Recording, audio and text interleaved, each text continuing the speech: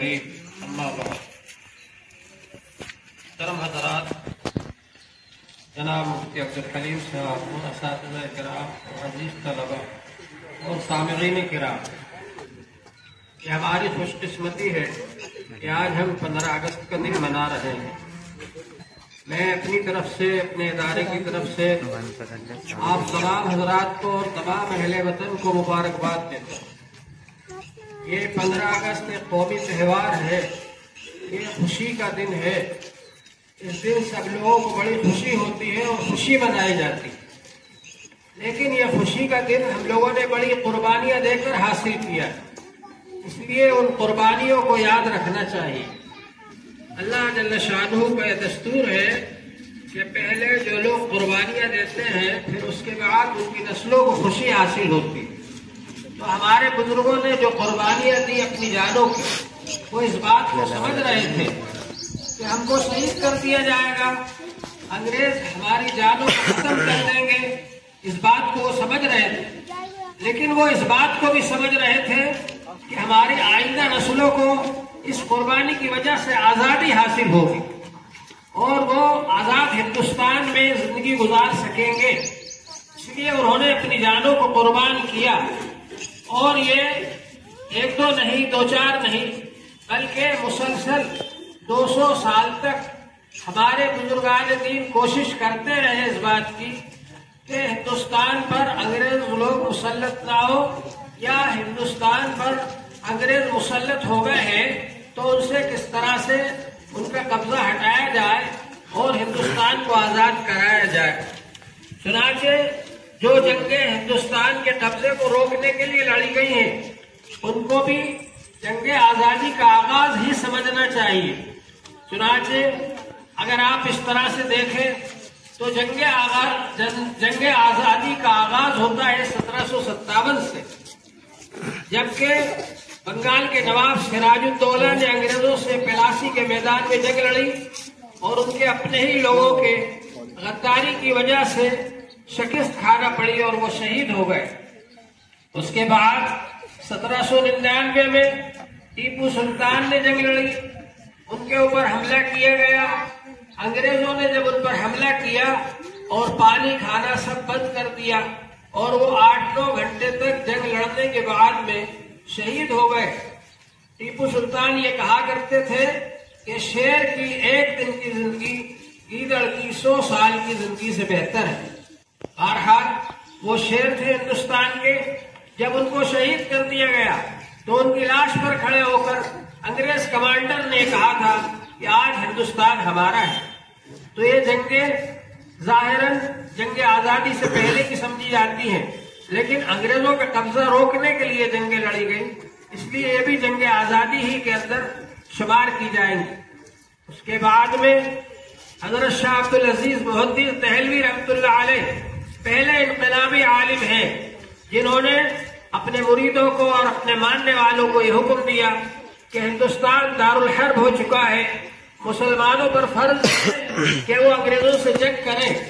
چنانچہ ان کے خلیفہ سید احمد شہید رحمۃ اللہ علیہ اور حضرت مولانا اسماعیل شہید رحمۃ اللہ علیہ نے جنگ کی اور بالاکوٹ کے میدان میں شہید ہوئے۔ اس کے بعد میں 1857 کے اندر حضرت حاجی امداد اللہ مہاجر مکی رحمۃ اللہ علیہ، حضرت مولانا قاسم نانوتوی رحمۃ اللہ علیہ، حضرت مولانا رشید احمد گنگوہی رحمۃ اللہ علیہ، حافظ ضامن شہید صاحب رحمۃ اللہ علیہ، ان سب حضرات نے شاملی کے میدان میں جنگ کی اور ہزاروں کی تعداد میں مسلمان شہید ہوئے۔ اسی طرح سے ہندوستان کے آخری بادشاہ اور آخری تاجدار بہادر شاہ ظفر کی سرکردگی میں اور ان کی سربراہی میں جنگ ہوئی اور اس کے اندر بھی ہزاروں مسلمانوں نے شرکت کی۔ میرٹھ کے اندر انگریزوں سے جنگ کی گئی، اس میں بھی بہت سے مسلمان شریک ہوئے۔